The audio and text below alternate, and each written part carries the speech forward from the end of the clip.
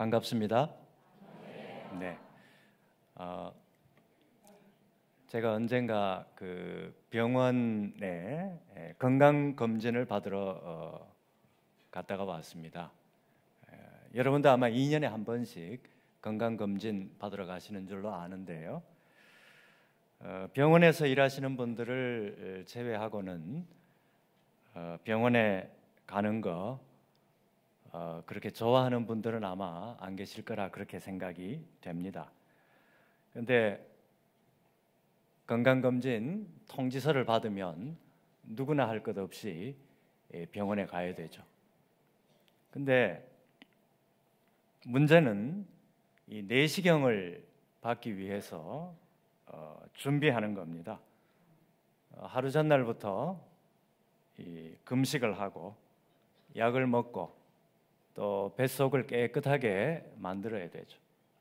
그리고 그 다음날 아침에 일찍 일어나서도 또 같은 일을 되풀이해서 깨끗하게 만들어야 됩니다. 사실 말이 쉽지 이게 보통 일이 아닙니다. 저도 그렇게 해서 이제 병원에 갔더니만은 이번에는 그 의사 선생님이 저한테 칭찬을 하더라고요. 배를 너무 깨끗하게 해가지고 왔다. 병원 가서 칭찬받아 보기는 또 처음입니다. 예나 지금이나 뭐 동서양을 막론하고 이 사람의 건강 문제, 이 건강이라고 하는 거 이보다 더 중요한 일은 없을 거다라고 생각할 정도로 건강이 사람에게 있어서 가장 중요한 문제 중에 하나가 아닐 수가 없습니다.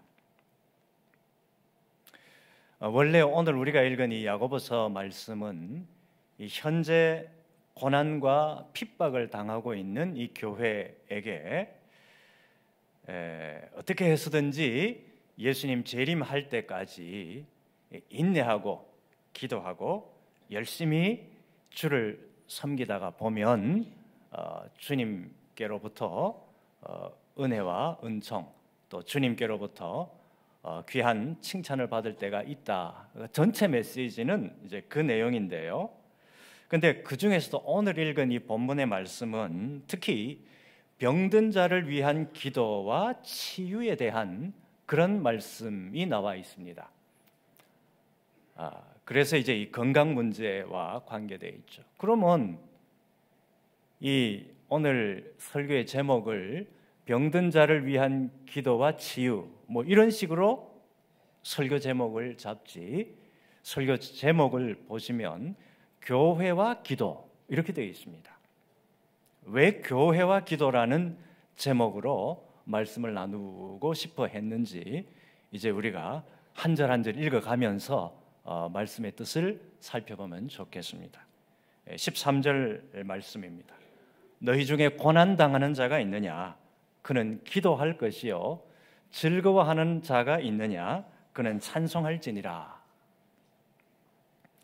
먼저 이 질병이라고 하는 이 구체적인 고난의 상태, 이것을 다루기 전에 고난의 일반적인 고난, 이거를 말씀하고 있는데요. 고난 가운데 있을 때 기도하라. 바로 그 권면의 말씀입니다. 누구나 할 것 없이 살다가 보면 이런저런 예기치 않은 고난을 경험할 때가 많이 있습니다. 어떤 이유로 인해서 당하는 고난이든지 고난에 직면할 때 기도해라. 옆에 분들 보면 뭐 특별한 고난도 없는 것 같고 나만 힘든 일이 있는 것 같은데 사실은 알고 보면 누구나 할 것 없이 고난이 다가오지 않는 인생은 없다라고 하는 거죠. 그런데 오늘 말씀에는 너무 단순하게 나와 있습니다. 왜냐하면 고난 가운데 있을 때 기도하라 그 말씀밖에 없어요. 어떻게 기도하라? 어떻게 구체적으로 해달라고 기도하라? 뭐 그런 내용은 전혀 없습니다. 고난이 다가올 때 우리 예수 믿는 사람들의 첫 번째 반응은 하나님께 기도하라 그 말씀밖에 없습니다. 사실 이게 중요하다는 거죠. 하나님, 보통 이제 우리가 고난이 다가올 때 어떻게 합니까? 좀 성숙한 믿음이 있는 사람 같으면 하나님, 지금 이 고난을 제가 견디고 이겨나갈 힘을 주세요. 이렇게 기도할 거 아니겠습니까? 그렇게 기도 안 합니까? 그렇게 기도하잖아요. 이 고난을 어떻게 해서든지 견디고 이기고 나갈 힘을 주세요. 그런데 사실 이렇게 기도하지만 솔직히 이 고난이라는 것이 내가 견딜 수 없는 어떤 그런 고난 상태에 딱 빠지면 이 고난을 견디고 나갈 힘을 주세요라고 처음에는 그렇게 기도하지만 조금 있다가 그 기도가 바뀌죠. 어떻게 바뀝니까? 하나님, 도저히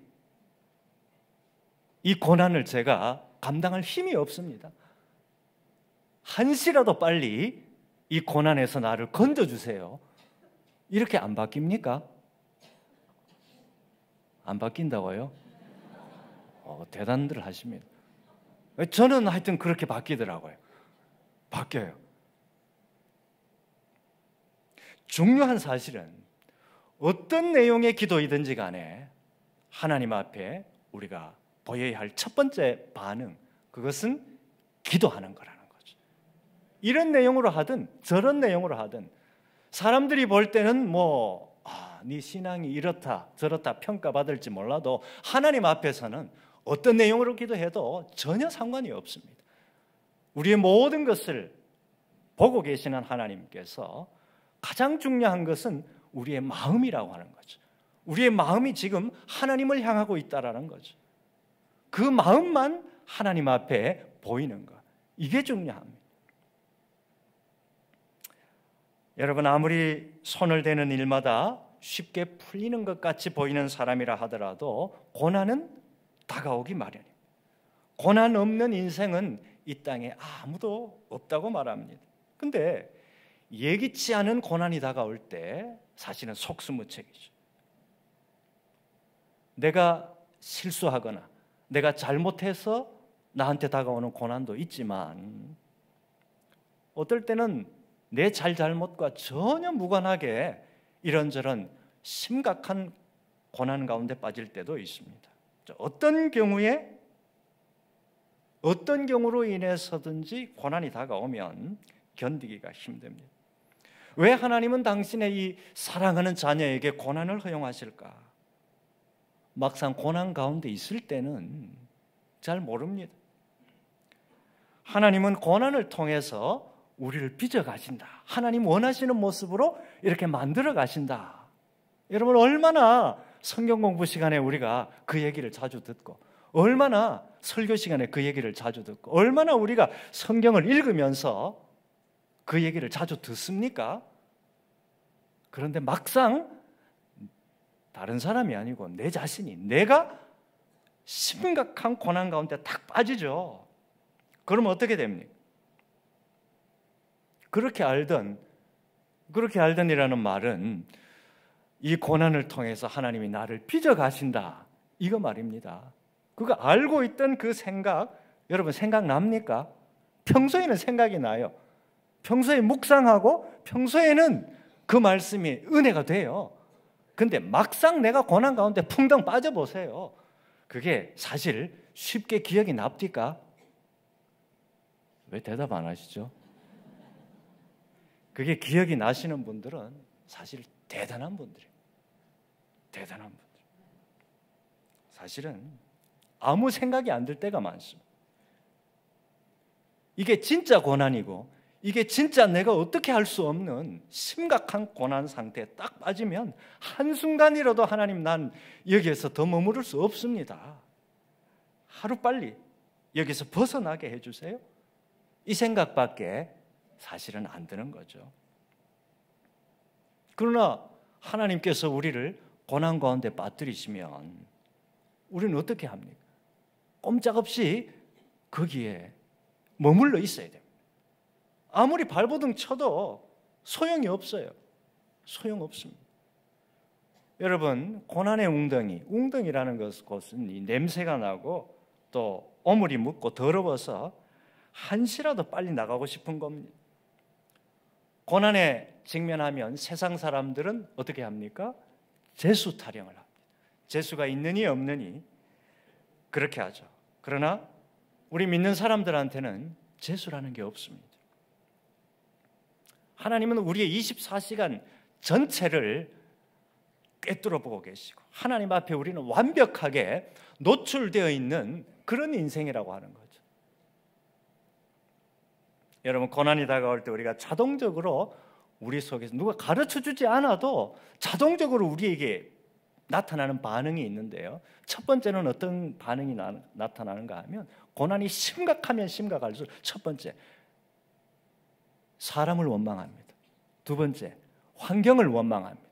사람을 원망하다가 환경을 원망하다가 나중에는 누구 탓까지 해요? 자기 자신 탓까지 합니다. 나는 역시 이래서 안 돼. 뭐 이런 식으로 반응을 하게 되는 거죠. 그러나 다가온 고난에 대해서 불평과 원망으로 반응할 수가 있지만 그렇게 하지 말고 뭐 해라? 기도해라. 그게 오늘 이 13절 말씀이 우리에게 주는 메시지입니다. 이게 바로 야고보의 권면입니다. 여러분, 내가 통제할 수 없는 상황, 내가 어떻게 할 수 없는 그런 상황에 들어가서야 비로소 우리는 진실로 하나님을 의지하게 된다라는 거죠. 그 누구도 예외가 없습니다. 왜요? 저도 여러분도 그 누구도 아무리 기도를 많이 하고 아무리 뭐 대단한 사람이라 하더라도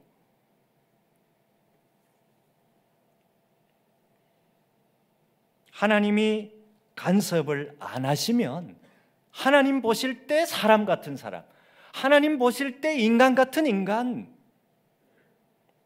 될 수 없으니까 하나님께서 우리를 그 가운데 던져 넣으시고 우리 삶을 간섭하신다는 사실입니다. 여러분, 그렇지 않으면 사람은 누구나 다 자기 잘난 맛에 삽니다. 안 그러면 예수 믿으면서도 내가 최고인 줄로 알고 살아갑니다. 교만 떨면서 살아갈 수밖에 없는 인생이 오늘 저와 여러분, 아담의 이 죄의 속성을 갖고 있는 우리 인간들의 근본적인 그런 상태라고 하는 얘기입니다. 그래서 하나님이 우리를 끄집어내 주실 때까지 그 웅덩이에서 비록 힘들지만, 비록 어렵지만 기도하다가 보면 결국에는 하나님이 우리를 정금같이 만드셔서 우리를 더 귀한 하나님의 사람으로 만들어 주신다는 거죠. 이런 과정을 통해서 점점 더 하나님의 사람으로 빚어져 가는 것이 바로 그렇게 할 때 하나님 앞에 우리가 더 겸손한 삶을 살게 된다는 것이 오늘 야고보 선생이 우리에게 주시는 메시지입니다. 14절 보실까요? 너희 중에 병든 자가 있느냐? 그는 교회의 장로들을 청할 것이요 그들은 주의 이름으로 기름을 바르며 그를 위하여 뭐 할지라? 기도할지라. 여러분, 이제 아까 13절에는 고난의 일반적인 부분에 대해서 얘기했지만 14절로 오니까 고난의 특별한 형태, 어떤 형태? 질병이라고 하는 고난의 특별한 형태에 대해서 얘기합니다. 구체적인 상황을 예로 듭니다. 여기에 나타난 이 병은 일반적인 질병을 얘기하기도 하지만 특별히 이 육체적인 질병, 이것을 얘기하고 있습니다. 그런데 병든 자는 교회의 장로들을 부르라, 그렇게 말합니다. 이 상황은 지금 병든 사람이 너무 아파가지고 너무 그 병든 상태가 심각해서 자기가 찾아갈 수 없는, 자기 몸을 움직일 수 없는 그런 정도로 심각한 상태에 있는 사람입니다. 그래서 교회의 장로들을 불러라, 그렇게 얘기합니다. 여러분, 여기서 장로라는 표현이 나오는데 이 장로라는 표현은 초대교회 당시에는, 이 야고보 당시에는 오늘날처럼 장로와 목사의 이 역할이 구분되어 있지 않았습니다. 그런데 이 장로, 오늘날에는 이 목사를 설교와 치리를 하는 직분으로, 겸하는 직분으로, 장로는 7일을 하는 직분으로 그렇게 우리가 알고 있습니다. 그런데 본문에서 말하는 이 장로는 양무리를 돌보거나 감독을 하는 목양의 역할을 하는 교회 지도자, 이런 뜻입니다. 그래서 요즘 말로 하면 목회자의 역할에 더 가까운 그런 직분을 맡고 있는 사람입니다. 그래서 이 교회 지도자, 특별히 목회자의 역할을 감당하는 이 목회자를 초청하라, 바로 그 얘기죠. 병든 자는 목회자에게 요청을 하고, 목회자는 직접 병든 자를 방문해서 기름을 바르고 기도해 주라, 이런 권면의 말씀입니다. 그런데 야고보는 오늘 장로들, 목회자들에게 가서 기도해 줘라, 이렇게만 말하는 것이 아니라 주의 이름으로 뭐를 바르고? 기름을 바르고, 이렇게 말합니다. 기름은 뭘까요? 병든 자에게 기름을 바르는 행위, 이건 초대교회 당시에 유행하던 이 치유 방법 중에 하나였습니다. 기름을 바르는 것. 이 기름을 바른다는 것은 어떤 신비한 능력이 기름에 있기 때문에 그런 것은 아니고요, 상징적인 의미가 있습니다. 기름을 바르는 대상, 이 환자가 하나님의 특별한 관심과 하나님의 특별한 배려를 받도록 구별된 사람이다. 이 사람이 하나님의 특별하게 하나님께서 구별한 사람이다. 그것을 상징하는 상징적인 행위로서 그 사람에게 기름을 발라준다라는 얘기입니다. 여러분, 공관복음서에 보면 예수님께서 병자의 치유를 위해서 여러 가지 방법을 사용하십니다. 말씀으로만 고치는 경우도 있지만 손을 대시는 경우도 있고, 또 침을 땅에 뱉고 흙을 이겨서 그것을 시각장애인의 눈에 발라서 고치는 경우도 있고, 여러 가지 방법이 많이 나옵니다. 중요한 사실은 치유의 근원은 예수 그리스도, 하나님이시라는 사실입니다. 그런데 오늘 14절에서 이 병든 자는 혼자서 기도하는 것도 중요하지만, 목회자 혼자서 기도하는 것도 좋지만 교회 리더십들에게 이 병든 상태를 알리고 함께 기도하는 것이 중요하다고, 그렇게 야고보가 권면하고 있습니다. 목회자와 교회 리더십의 역할은 하나님의 말씀을 증거하고 기도하고 성도들을 위해서 기도하는 것, 이것이 가장 중요하고 가장 기본적인 직무라는 사실을 이 말씀을 통해서 다시 알 수가 있습니다. 15절로 넘어갑니다.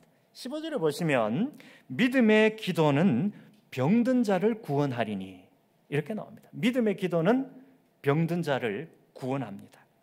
여기에 믿음의 기도라는 표현이 나옵니다. 여러분 16절에 한번 보십시오. 16절에는 의인의 간구, 이렇게 표현합니다. 믿음의 기도, 의인의 간구, 이런 표현이 나옵니다. 이런 표현을 볼 때 우리는 이렇게 생각합니다. 믿음의 기도, 의인의 간구? 이건 내가 믿음이 엄청 있어야 그 기도가 능력을 나타내는 거 아니냐, 이렇게 생각하기 쉽습니다. 내가 어떻게 특별한 직분을 받아야 거기에서 기도의 능력이 나오는 거 아니냐, 내가 하나님 보실 때 특별히 의로운 일을 한 사람이라야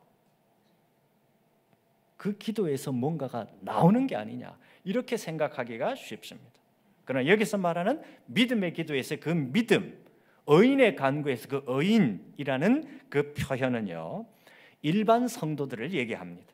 예수 그리스도를 영접함으로 죄사함을 받고 어렵다 하심을 입은 일반적인 하나님의 백성을 가리키고 있습니다.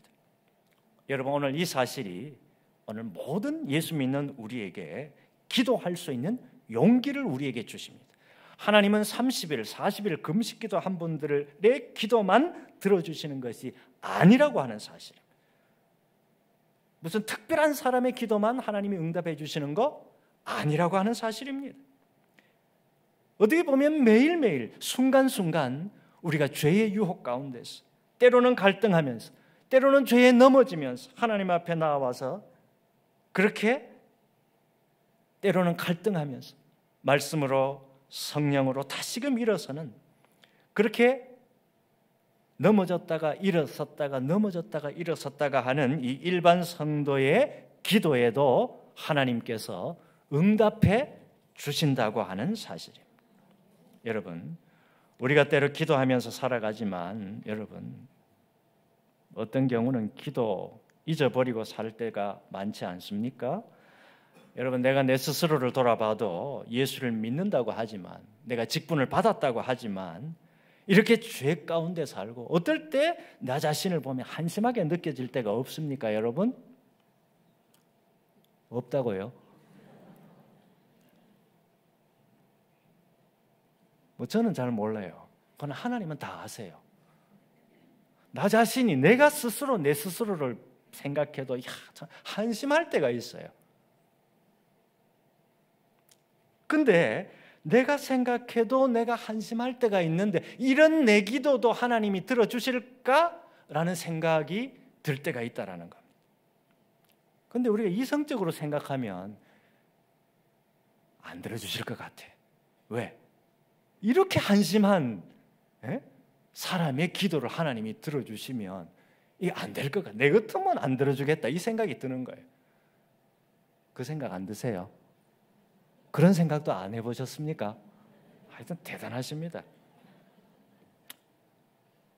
근데요, 이런 생각은 하나님이 우리에게 주시는 생각이 아니라 마귀 사단이 우리에게 주는 생각이라는 거예요. 그게 중요한 겁니다. 그게. 이런 생각 때문에 우리가 더 기도를 안 하게 된다는 거죠. 이런 생각 때문에 우리가 더 기도를 안 해요. 왜? 내가 생각하니까 이렇게 한심한 사람이 기도해가지고 하나님이 들어주시겠다는 생각 자체가 안 든다는 겁니다. 마귀가 그 생각을 우리한테 자꾸만 집어넣습니다. 그래서 기도로부터 점점 멀어지게 만드는 거예요. 점점 자신 없게 만드는 거예요. 너는 안 돼. 네가 네 스스로 생각해봐라. 네가 하나님이라도 네 같은 사람의 기도를 하나님이 들어주시겠냐? 이런 생각을 우리한테 자꾸 집어넣는다는 거예요. 그러나 하나님은 우리에게 너 같은 사람의 기도도 들어주겠다, 성경을 통해서 우리에게 약속해 주시는 거예요. 하나님은 우리의 어떤 자격을 보고 하나님이 우리를 축복해 주십니까? 전혀 아닙니다. 자격 갖고 하나님이 우리한테 주시는 게 아니에요. 여러분, 로마서 5장 8절 뭐라고 기록하고 있습니까? 우리가 아직 죄인 되었을 때 그리스도께서 우리를 위하여 죽으심으로 하나님께서 우리에게 대한 자기의 사랑을 확증하셨는데, 여러분 다 암송하고 있는 구절 아닙니까? 우리가 아직 죄인 되었을 때, 시점이 중요한 거예요. 내가 아직 죄인 된 상태입니다. 그때 그리스도께서 우리를 위해서 죽어 주셨대요. 우리가 죄 가운데 있지만, 우리가 자격 없는 상태에 있지만, 그런 상태에 있더라도 내가 예수의 이름 의지하여 하나님 앞에 기도하면 그 기도 들어주시겠다. 이게 바로 약속의 말씀이에요. 그러니까 성경이 뭡니까? 오늘 저와 여러분에게 복음이 되는 거죠. 우리의 자격을 갖고, 우리는 자꾸만 우리의 자격을 생각해. 자격 생각해서 하나님 앞에, 내 자격 갖고 하나님 앞에 나갈 수 있는 사람이 누가 있습니까? 세상에 그 누구도 없습니다. 내 자격으로는 하나님 앞에 나갈 수가 없어요. 누구 자격으로 나갑니까? 예수 그리스도의 자격으로. 예수님 의지해서 나아가면 그 기도 들어주시겠다. 그래서 이것이 바로 우리에게 복음이 되는 겁니다. 이 얼마나 귀한 하나님의 말씀입니까? 이 얼마나 우리에게 새로운 지평을 열어주는 겁니다. 여러분, 내 스스로 아무리 부족한 것 같고, 때로는 한심한 것 같고, 때로는 이런 상태가 이게 되겠냐, 그렇게 한심하게 여겨질 때가 있다 하더라도 우리는 예수의 이름 의지하여 담대히 하나님 앞에 나아갈 수 있음을 반드시 기억하시기를 바랍니다. 근데 야고보의 권면은 여기서 그치지 않아요. 더 큰 비밀을 우리에게 얘기해 주고 있습니다. 15절 하반절에 혹시 죄를 범하였을지라도 사하심을 받으리라. 여러분, 여기 혹시라고 하는 말요, 이거는 죄 때문에 우리가 생기는 질병도 있지만 다 그런 거는 아니라고 하는 얘기입니다. 질병의 원인은 여러 가지라는 얘기입니다. 근데 만일 그 병자가 죄를 지어서 질병에 걸린 경우라 하더라도 이 교회 리더십 목회자들의 기도를 통해서 그 병자의 죄를 용서해 주실 것이다. 바로 그 말씀입니다. 이것은 죄 용서와 함께 질병의 치료, 이 두 가지를 동시에 해주신다는 건데요, 여기서 오늘 우리는 다른 사람을 위한 기도의 중요성, 이거를 알 수가 있습니다. 이런저런 여러분 고난 가운데서 힘들어하고, 때로는 우리 질병 가운데서 마음의 어떤 고통, 육체적인 질병, 여러분 목회자에게 기도 부탁을 하시기 바랍니다. 여러분 가까운 믿음의 사람들에게 기도 부탁을 하시기를 바랍니다. 그리고 그런 부탁을 받은 분들은 진심으로 기도해 주실 수 있기를 바랍니다. 오늘 성경이 약속하고 있습니다. 하나님이 들어주신대요. 하나님이 역사하신대요. 이게 바로 그냥 우리한테 주시는 게 아니라 오늘 이 말씀은 초대교회 때부터 교회 역사를 계속해서 이어진 수많은 역사를 통해서 시대마다 교회들에서 하나님이 교회를 통해서 하나님이 우리에게 베풀어 주시는 놀라운 은총의 방법이고 기도 응답의 방법이 바로 이 방법이라는 사실입니다. 오늘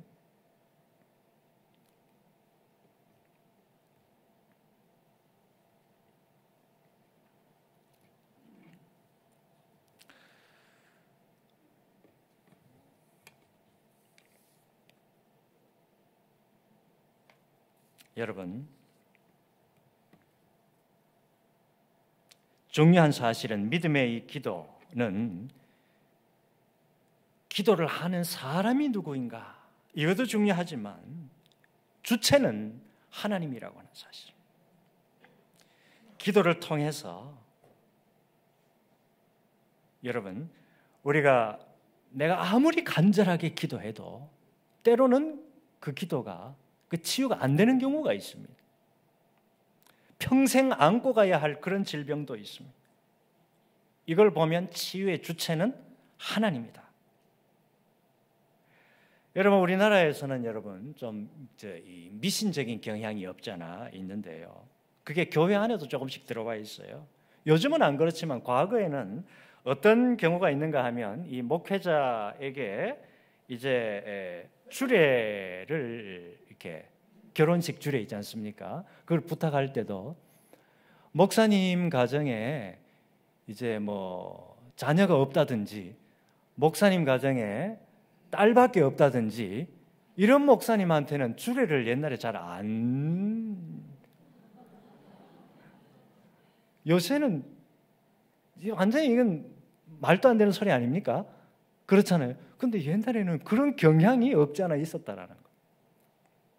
근데 이거하고 비슷한 게 있는데요, 여러분, 이게 비슷한 게 그건 뭔가 하면 내가 병 가운데, 질병 가운데 있으면, 내가 질병 가운데 있으면 질병 가운데 있는 다른 사람을 위해서 기도해 줄 수가 있냐, 이런 생각 말입니다. 자기 문제도 해결 못한 사람이 어떻게 다른 사람 문제를 갖고 기도해 줄 수 있냐, 이런 생각 말입니다. 이게 보편적으로 수용하는 생각 아닙니까? 근데 성경은 내가 아무리 문제가 많고 내가 아무리 문제 가운데서 고난 가운데서 힘든 가운데 있다 하더라도 그 사람도 하나님 앞에 귀하게 사용받을 수가 있대요. 다른 사람의 문제를 해결하는데 내가 적극적으로 귀하게 쓰임받을 수가 있다는 사실입니다. 여러분, 바울을 생각해 보십시오. 사도 바울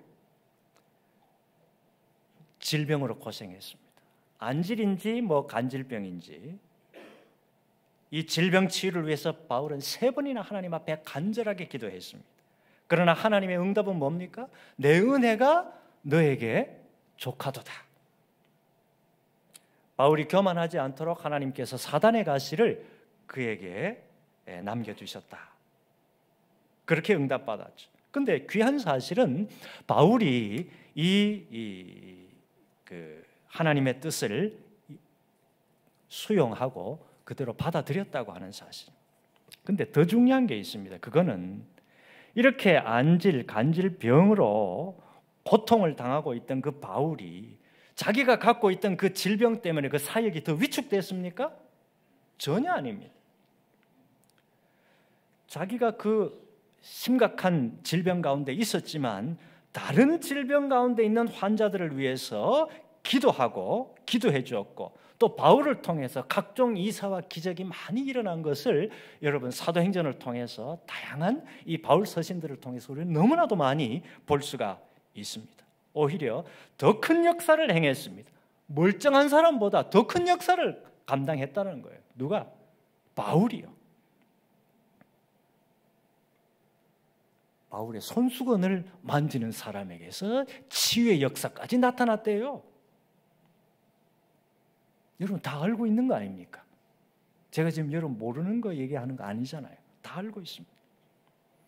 근데 보십시오. 바울은 어떻게 보면 인간적인 관점에서 보면 자기 문제도 해결 못한 사람입니다. 자기가 지금 질병 가운데 있는 사람 아닙니까? 자기 문제도 해결 못한 사람입니다.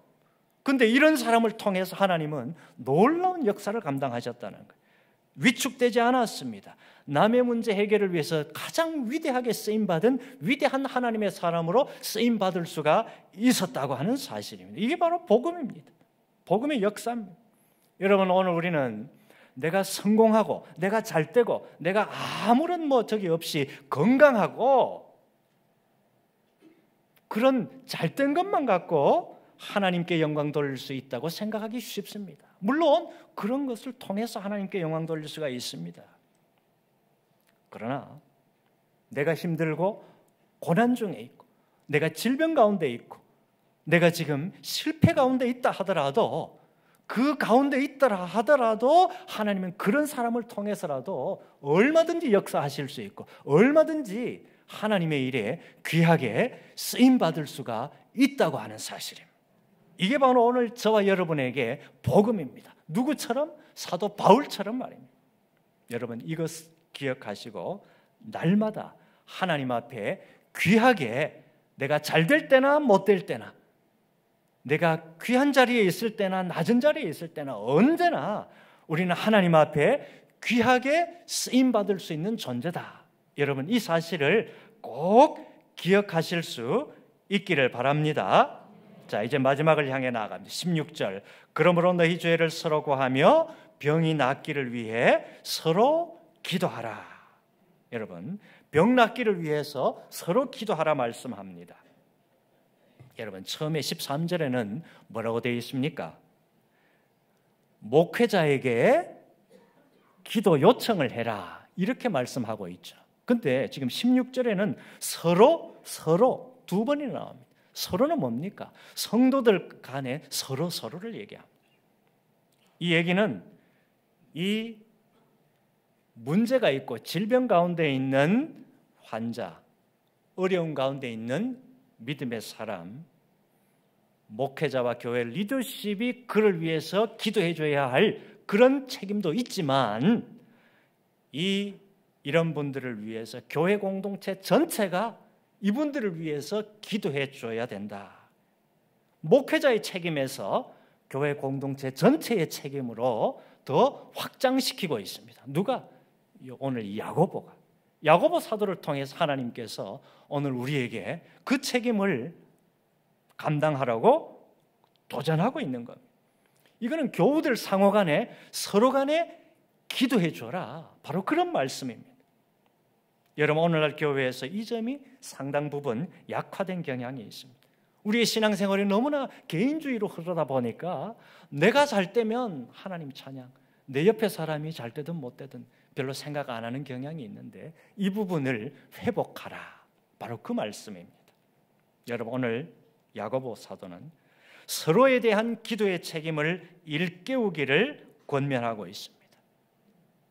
오늘 우리가 우리 스스로 볼 때는 때로는 한심한 것 같지만, 때로는 너무 인간적인 냄새가 나는 것 같지만, 때로는 우리가 너무 이렇게 내 같은 사람이 기도해서 하나님이 들어주실까? 목사님 같은 사람이 기도해야 하나님이 들어주시지 않을까? 그렇게 생각하는 사람에게 오늘 17절 18절에 이런 말씀을 엘리야의 예를 듭니다.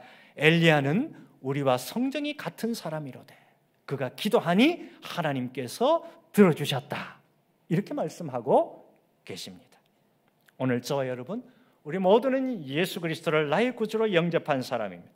그러므로 우리 모두는 주님께서 허락하신 이 귀한 기도의 사역에, 기도의 능력에 참여할 수가 있습니다.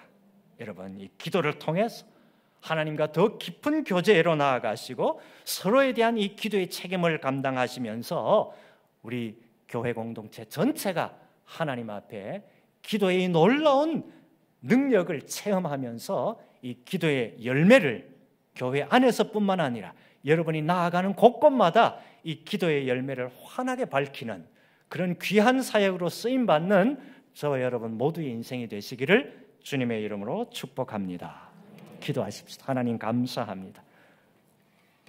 오늘 짧은 시간 이 기도의 귀한 사역, 단지 목회자에게 뿐만 아니라 우리 교회 공동체 전체에게, 우리 교회 공동체의 연약한 지체들을 위하여 함께 기도해야 된다는 이 놀라운 축복과 은총과 능력과 은혜, 이 귀한 복음을 우리에게 다시금 기억나게 해주시니 감사합니다. 우리 기도의 이 귀한 사역, 지금까지도 귀하게 감당해 왔겠지만 더 부릴 듯 이 기도의 사역을 통해서 하나님의 놀라운 역사를 경험하는, 그리고 교회 밖에까지 세상 사람들에게까지 이 하나님의 놀라운 기도의 사역에 열매가 맺혀질 수 있도록 주의 은총을 다하여 주옵소서. 우리 주님 예수님 귀하신 이름으로 기도합니다. 아멘. 참 좋으신 우리들의 아빠 하나님, 정말 자격 없지만 의인과는 하늘과 땅처럼 거리 멀지만 예수 그리스도의 보혈로 우리의 죄를 씻으시고 우리로 하여금 하나님 자녀 되며 하나님 앞에 의인 되게 하여 주시사, 아버지, 우리의 기도를 들어주시는 하나님께 참으로 감사를 드립니다. 거룩하신 아버지 하나님, 주께서 사랑하시는 주의 자녀들이 고난 가운데서 기도할 때 기도 들어 응답해 주옵소서. 주의 사랑하는 성도들이 스스로의 허물과 죄로 인하여 자신감을 잃을 때 아버지여, 우리 주 예수 그리스도의 보혈의 은혜를 생각하여 힘있게 서로를 위하여 기도할 수 있게 하여 주옵소서. 그리하여 아버지 하나님, 우리 주사랑교회가 서로가 서로를 위하여 기도함으로 함께 건강한 교회로 지어져 가게 하옵소서. 아버지 하나님, 주님께서 우리에게 주신 은혜를 우리가 무엇으로 갚아 보답하겠습니까마는 주님 앞에 감사함으로 예물을 올려드리오니 아버지여, 삶의 모든 애환 가운데서 주님 앞에 구별하여 올려드리는 이 물질을 주님께서 기뻐 받아주시기를 원합니다. 기쁨으로 드리며 주를 사랑함으로 드리며 감사함으로 드리며 힘을 다하여 드리며 정직함으로 올려드리는 이 예물마다 주님께서 그 편손을 붙잡아 주시고 동행하여 주옵소서. 주의 성도들에게 건강의 복 주시기를 원합니다. 마음의 평강 주시기를 원합니다. 부부사랑 돈독하게 하여 주옵소서. 우리들의 자녀가 기도의 사람, 믿음의 사람 되게 하여 주옵소서. 이제는 우리 주 예수 그리스도의 크신 은혜와 하나님 아버지의 한없는 사랑과 성령의 교통하심과 충만케 하심이 주님 앞에 예배하며 기도하며 살겠습니다 결단하며 나아가는 모든 성도들 위해 이제로부터 영원토록 함께 하시기를 간절히 축원하옵나이다. 아멘.